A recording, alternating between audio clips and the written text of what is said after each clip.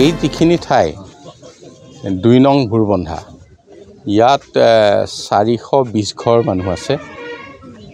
এই অঞ্চলটো মাথাউৰিৰ বাহিৰত মানে নৈপৰীয়া ঠাই, গতিকে নৈত পানী বাঢ়িলেই ইয়াত পানী হ'ব আৰু কেতিয়াবা কমকৈ বাঢ়িলে কম হ'ব, বেছিকৈ বাঢ়িলে বেছি পানী হয়।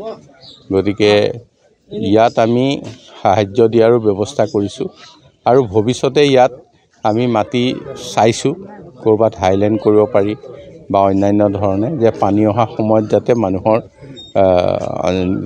নিজে নিজৰ বয় বস্তু লৈ যাতে তাত থাকিব পাৰে।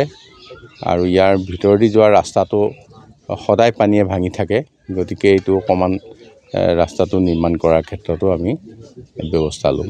বান সাহায্য আজিয়ে আহিব, কিন্তু সকলোৱে কৈছে যে তেওঁলোকে নাৱেৰে আহি ল'ব লাগিব, গতিকে তেওঁলোকে কাইলৈ ৰাতিপুৱাহে ল'ম বুলি কৈছে। স্থায়ী সমাধান কৰাৰ কোনো ব্যৱস্থা নাই, কাৰণ একেবাৰে নৈৰ পাৰত এইখিনি গাঁও, গতিকে ইয়াত মাথাউৰি ইয়াত আপোনালোকে দেখিছে পকা মাথাউৰি সুন্দৰভাৱে আছে, কিন্তু তেওঁলোকৰ ঘৰবিলাক মাথাউৰিৰ বাহিৰত নৈৰ ফালে। গতিকে ইয়াত আমি হাইলেণ্ড কৰিব লাগিব, অন্যান্য সা সুবিধা দিব লাগিব, যাতে বানপানী হোৱা সময়ত তেখেতসকল নিৰাপদ হয়। কংগ্ৰেছ দলে দেখা গৈছে যে গৌৰৱ যাত্ৰা কৰিছে বা অসমবাসীৰ ৰাইজ দেখা গৈছে বাঙত